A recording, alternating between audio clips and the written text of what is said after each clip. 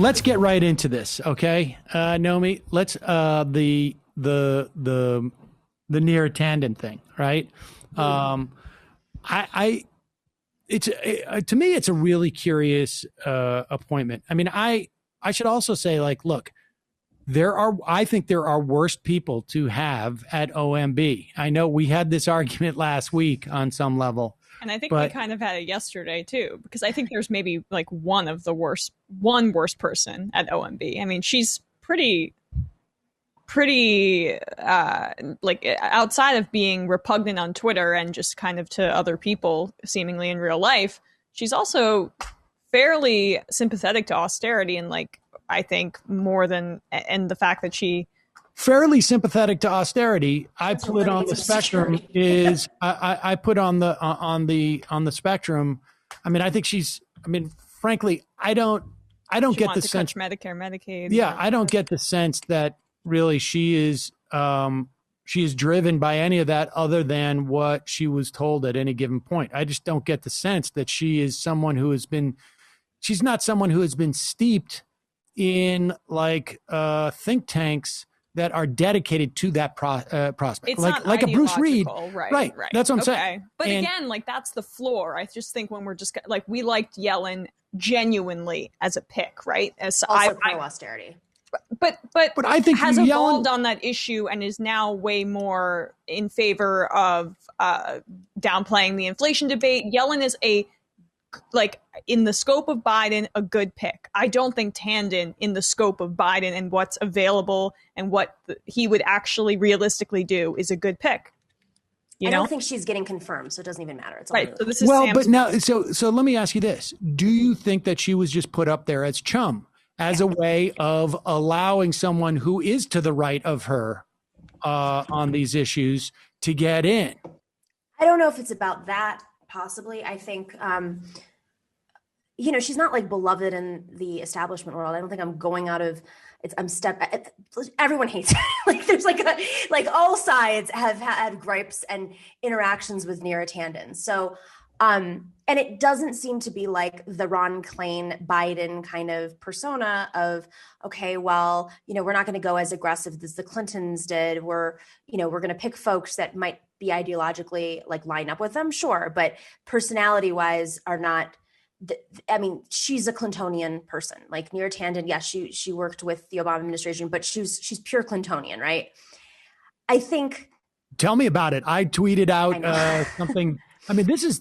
I gotta say, like, look, I don't. If there are anybody who has like a thicker skin about this stuff than me, I don't know who it is. I'm more interested in it as a sort of phenomenon. Mm-hmm. I tweeted out something that I thought was, fairly, it wasn't a friendly tweet, but it was something like I said, something to the effect of like, I looked up how many tweets that Donald Trump has done in the 10 years that he's been on or something. And I compared it to Neera Tanden. Neera Tanden, like double the amount, and really 82,700 in the last 10 years, not including what's been deleted in the last 48 hours. But my point was just like, to the extent, and listen, you could ask 80 to 90% of the people who voted for Bernie Sanders, do you know who Neera Tanden is? And they would say, what? Who?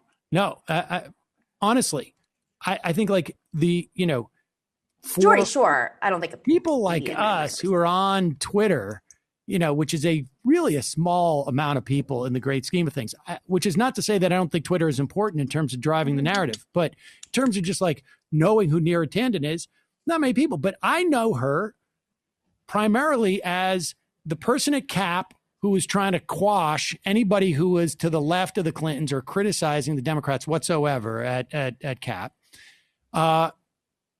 To the person who basically it ran adrift despite the huge amounts of resources that they had. It sort of ran into an iceberg, and during that entire time the thing ran into an iceberg, she's out there being online in a way that I have criticized, people whose politics I like. Well, it's unhinged. For doing the same thing. Okay, but like in addition to all of these things, she was central to the racist attack on Obama in the Clinton campaign in 2008. She was a huge part of that campaign. She was in favor of privatizing parts of Medicare and Medicaid and cutting back on Social Security with as a spokesperson for the Obama. Let's be very clear, eliminating Social Security, which is okay, right? Effing batshit.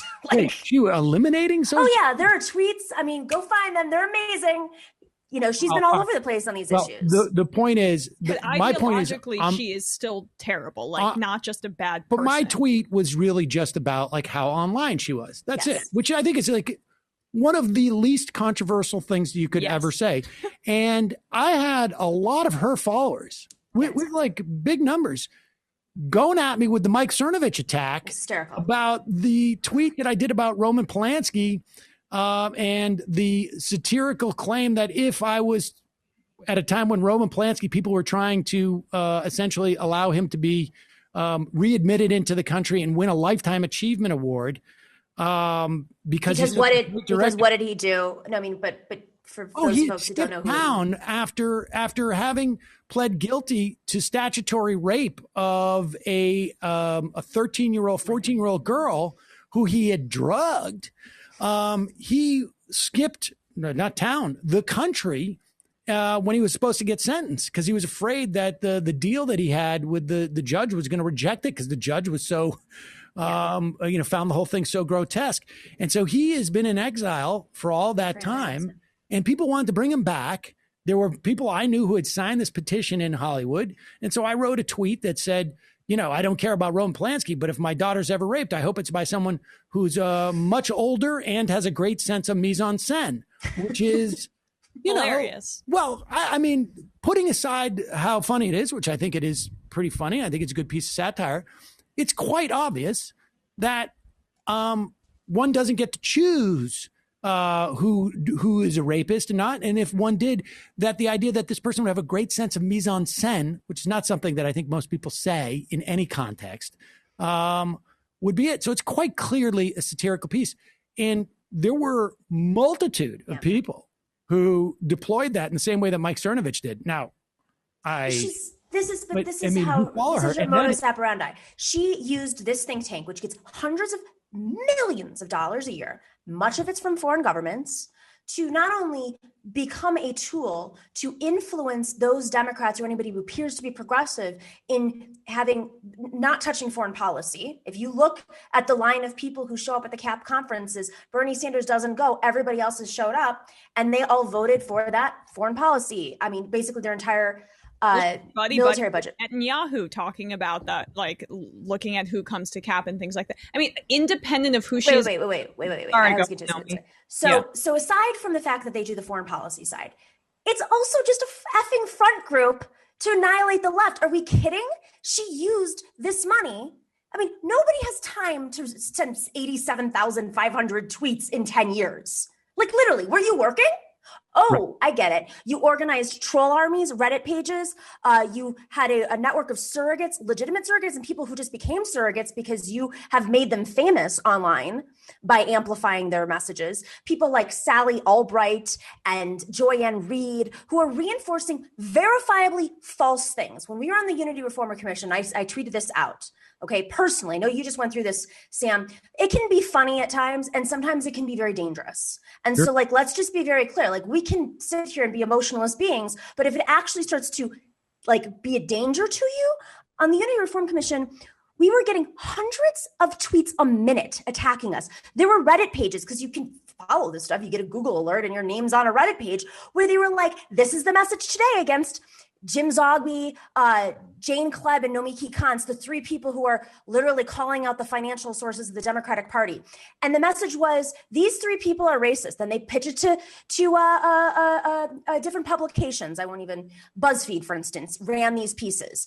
that were verifiably false. If you listened to the committee meetings, if you knew which committee we were on, nobody was talking about race. Nobody was talking about eliminating primaries and putting in caucuses. Like this is what they were talking about, to really distract away from the fact that we were calling out the funding and the budget of the Democratic Party.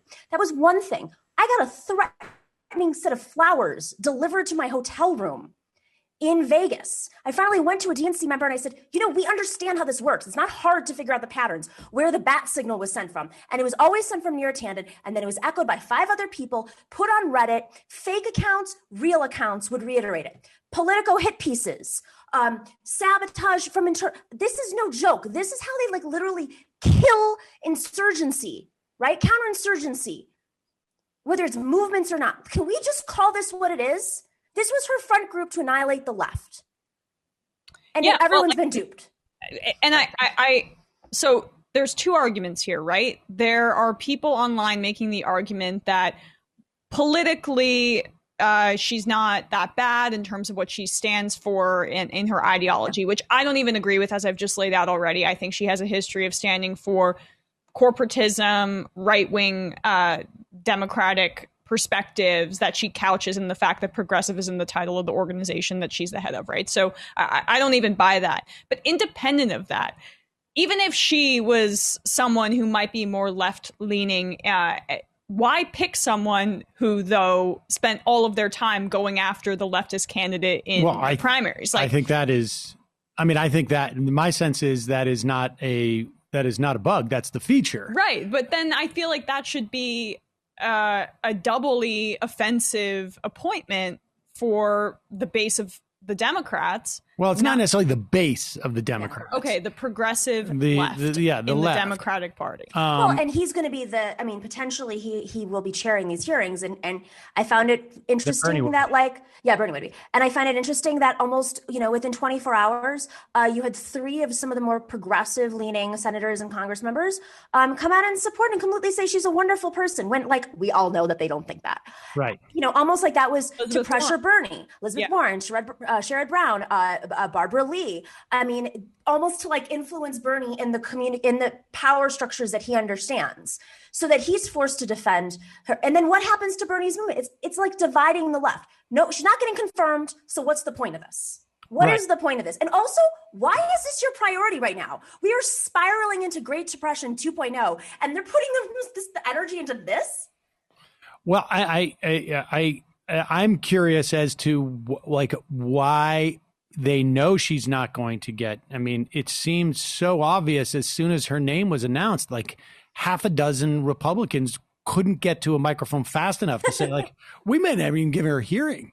And I wonder if it isn't just sort of a way, a twofer. One, it's a way of doing what you're saying, and 2, it's a way of getting a guy like Bruce Reed in, because we couldn't get Neera Tanden in.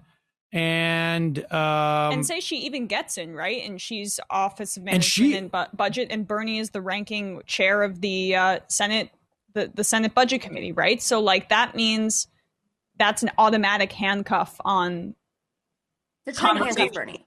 They're trying to handcuff Bernie, whether it's pushing him to labor secretary in some delusional stunt that's, who knows who's behind that. The labor secretary is not pushing him there. It started with a movement, and they got in his ear, and he's listening to people around him who. I think you got to allow him the agency of if he wants to be a labor secretary, he's labor secretary. But I don't know. It seems it's just a weird pick, and I am concerned about what comes afterwards, because I don't think she does not strike me as the type of person who is going to do anything except for follow the orders that she's given by the administration. Whereas someone like Bruce Reed becomes an influence on the administration. And that is what I'm really concerned about, because I perceive Biden as a cipher. And so the more ciphers around him, the better, because unless they're pushing from the left, and that's not going to happen. So I want as many ciphers around him as possible, so that it is pressure that comes from the outside that dictates, as opposed to sort of like major obstacles who exist within the context of the administration. Yeah, I mean, Reed would be Rahm Emanuel-esque in OMB, right? I mean, he would be a kind of malignant force that would be ideological, as opposed to just Neera Tanden being an insufferable human being who also has bad political leanings, but not somebody who's like a specific actor designed to promote austerity. Right.